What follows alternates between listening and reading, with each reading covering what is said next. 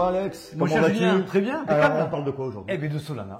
Solana. Il a fait beaucoup d'encre, Il a fait sang couler de l'encre, du sang et de l'argent. Et de l'argent. Beaucoup. Donc voilà, bon, on va pas vous l'expliquer. C'était le champion de 2021. Comme on vous l'a titré, touché mais pas coulé. Voilà, exactement. On est toujours ravis de vous lire, lire des Exactement. petits commentaires. Mettez-nous une petite cloche, n'hésitez pas à vous abonner si le contenu vous plaît, parce qu'on a plein de dossiers encore à sortir. Ça évitera de rater de beaux projets, de beaux dossiers. Et vous n'hésitez pas à nous dire ce que vous voudriez voir dans les prochains dossiers. Exactement. Julien pour les fondamentaux. Et Alex pour le côté technique. On va vous montrer un petit peu comment La méthodologie. Alors, la méthodologie, c'est simple. On a divisé en deux l'analyse fondamentale dont tu vas t'occuper, qui va être donc la qualité du projet, donc l'utilité, les fondateurs, les investisseurs, white paper, roadmap, et le suivi social pour savoir s'il y a du monde avec les développeurs, la commune, la taille de la communauté. C'est très important dans un projet. Et pour et alors toi, l'analyse technique, ça va être plus donc, les cycles, market cap, la supply, etc. Et la technique pure. La technique pure. Voilà. Bon, ben écoute, on est parti. Allez, tout de suite, l'analyse fondamentale. Voilà.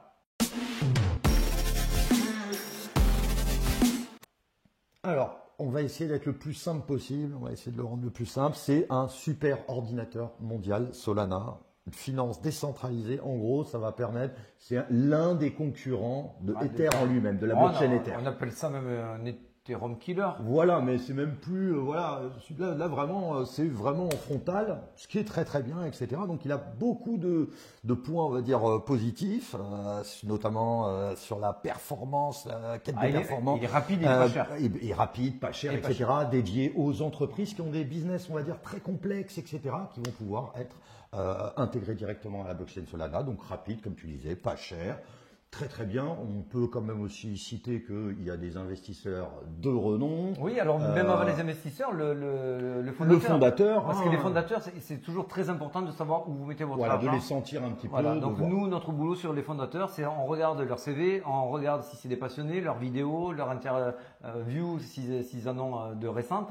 Et c'est ce qu'on fait. Bon, là, on voit que c'est des anciens collaborateurs de Dropbox, de Qualcomm, c'est du lourd. Et surtout, c'est sa fonction. Ingénieur logiciel. Voilà, il sait de quoi il parle. Il sait vraiment de quoi il parle. Anatoly, chapeau. Exactement. Donc c'est vrai que après, si on passe justement sur alors l'utilité. Alors l'utilité, déjà. L'utilité, il ramène déjà du pognon. Il ramène du pognon. Solana, ici, voilà. Ils sont cinquième, ce qui est très très honorable. Ah ouais. Alors ça vous fait une petite poussée ici, mais c'est parce que c'est complètement vampirisé par Ethereum. Qui est là depuis toujours. Mais c'est quand même la cinquième blockchain en termes de revenus. Ça dev. Alors les développeurs, tu m'en parles des développeurs, mais je vais te les montrer. Les développeurs, tu les as ici. Ils sont 78 actifs développeurs. Entre Filecoin et NIR Protocol. Ce qui est quand même vraiment propre. Bon, de toute façon, Solana, ça a toujours été un petit peu le petit, c'est un POS, bien sûr, Proof of Stake. Et puis bon, il a plusieurs, on va dire, fonctionnalités qui sont super intéressantes. Mais on va pas rentrer forcément dans les détails. Elles sont quand même tellement intéressantes que, en termes d'utilisateurs, c'est la quatrième blockchain la plus utilisée aujourd'hui. C'est quand même un monstre. Alors après, vous allez me dire, oui, mais bon, quand même, ils ont connu des bugs, ils ont connu...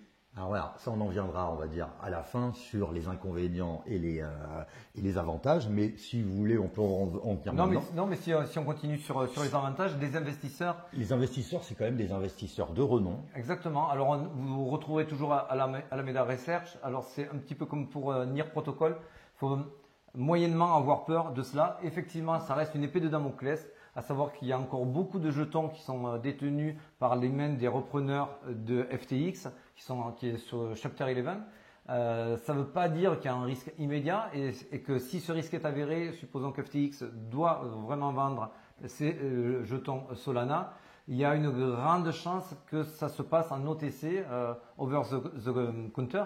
Donc c'est dans le marché de gré à gré, c'est-à-dire que ça ne va pas aller sur le marché pour dumper le prix en façade. Donc on peut espérer cela. C'est pour ça qu'aujourd'hui le marché a mis cela de côté, l'a légèrement pricé et laisse le cours revenir un petit peu à la normale. Moi je pense même, alors tu vas nous en dire tout à l'heure un peu sur le côté technique, que son prix ne reflète pas sa valeur, sa vraie valeur. Parce que je pense qu'il a été un petit peu massacré. Mais Tu voulais nous amener aussi sur le côté communauté. Ouais. Alors attention, c'est C'est une de pour ça- ces gros avantages. Ouais, exactement. Très puissant. Donc Solana, il y a du monde. Donc le Telegram mondial, il y a plus de 66 000 membres. Ça fait partie des grosses communautés. Donc il faut savoir justement quand on parle de valeur d'un jeton et d'avenir d'un jeton, c'est vraiment aussi sur quelle communauté il se repose le jeton. Tout à fait. Comme par exemple EGLD. Tout à fait. Multiversity, Grosse communauté. C'est Tout pour à ça fait.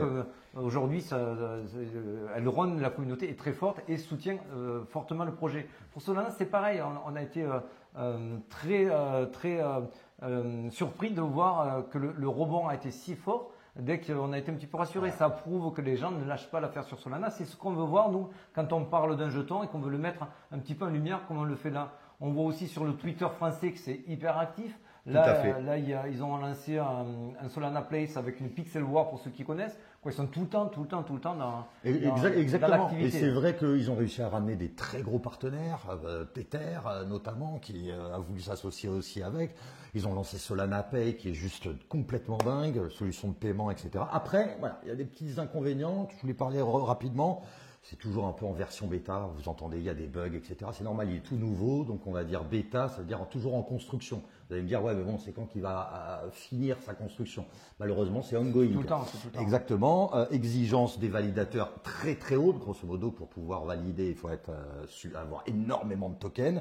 Et il n'a pas été aussi testé qu'Ethereum. Il y a eu beaucoup de hacks qui fait que c'est le problème du tridème. Ceux qui connaissent, on va faire un cours, mais bon, le tridème, scalabilité, décentralisation et sécurité. Donc, à chaque fois qu'il y a une blockchain qui se monte, elle doit se reposer sur ces trois piliers-là. Et quasiment toutes les blockchains ont énormément de mal à mettre autant de force sur ces trois piliers-là. Donc, c'est vrai que c'est rapide chez Solana, c'est vrai que c'est pas cher, mais du coup, des fois, il peut y avoir des hacks et ils sont en train de régler cela. Pour nous, c'est pas un problème rédhibitoire, c'est pour ça qu'on vous le présente aujourd'hui, parce que Solana, c'est Solana. Et il faudra compter sur Solana. Tout à fait. N'oublions pas que c'est un des rares qui veut aussi faire une marque Solana. Ils ont ouvert une boutique, je crois que c'est à New York. Voilà, on n'est pas. Ils ont des grandes ambitions, etc. Après, vous allez nous dire, ouais, mais il y a que des bugs, etc. Ben, il est en train d'essayer de concurrencer directement la blockchain Ether. Forcément, comme Ether au début. Il y a des devs, il y a des moyens, donc ils trouveront des solutions à cela. Tout à fait. En tout cas, aujourd'hui, c'est un projet sur lequel il faudra. Donc, on va dire, fondamentalement, on valide solide. Alors maintenant, technique. Alors, technique, mais l'analyse technique, c'est maintenant. C'est parti. Alors, côté technique. Alors, au niveau technique, eh bien, écoute, c'est très simple. On vous a tracé un Fibonacci là, c'est un tracé en weekly. Si on dézoome, vous voyez qu'on est dans la box orange que je vous ai dessinée là, c'est la box d'achat professionnel. C'est la localisation idéale si on veut racheter un jeton. Pour nous, du coup, sur ce point-là, c'est validé, d'autant plus que la volatilité est très très faible et les volumes remontent. C'est exactement ce qu'on veut voir quand on veut rentrer dans un jeton. Après, est-ce que c'est pour du DCA, du coup, il n'y a pas à se prendre la tête. Si c'est pour faire une entrée un petit peu plus opérationnelle façon trading, moi je tenterai un ordre épisode sur, si on zoome ici et qu'on passe, vous voyez qu'on voit un triple top et ce triple top en général amène un retracement plus ou moins faible et qui peut facilement, là aussi on a un support qui est à 20. Donc, tu conseillerais potentiellement à celui qui veut mettre 10 euros, 50 euros ou pas, etc., de potentiellement Alors, dire on peut pas conseiller, nous, mais on vous fait un partage d'expérience. Effectivement, un petit peu plus bas qu'il est un petit peu. Si vous voulez faire un petit ordre d'épuisette à 20 euros, c'est pas déconnant par rapport à ce que dessine la charte ces derniers jours. Mais je vous le redis, pour du DCA, on est sur une bonne localisation avec un bon momentum. C'est juste que la structure aujourd'hui n'est pas idéale si on veut faire l'entrée parfaite à l'instant T, où je conseillerais d'attendre, d'aller sur le rebond à 20 ou 20, entre 20,50 et 21. C'est exactement 20,50. Ça, c'est pour le premier point au niveau technique. Alors là. Au niveau de la supply. Bon. On a 80% de la supply qui circule. Sur le papier, c'est très bien. Mais il y a toujours un mais. Voilà, c'est qu'en fait, on est toujours un petit peu suspicieux des projets qui n'ont aucune supply maximum. Exactement. Nous, on aime bien que ce soit défini, bordé, un petit peu comme Bitcoin avec 21 millions de jetons, ouais, parce qu'on sait qu'il y aura une déflation qui pourra arriver, et quand le jeton, lui, est déflationniste, il va prendre de la valeur. Il y en a X en cours, en route, on ne peut pas tous les acheter, donc on va le vouloir, donc ça va faire monter le prix. Alors si on sait qu'il peut y en avoir tout le temps à l'infini, c'est un petit peu moins intéressant. Oui, profitable, oui, ça c'est sûr. Exactement. Donc on a un petit peu cette épée de Damoclès. Alors par contre, ce qui est énorme, ce qui était très très bien, c'est qu'on regarde des gros market cap, on a 8 milliards, je veux dire, c'est du volume par jour, c'est quand même 473 millions d'euros. C'est du lourd, c'est le 12e projet crypto. Donc c'est vrai que voilà, c'est quand même quelqu'un qui peut compter, qui compte.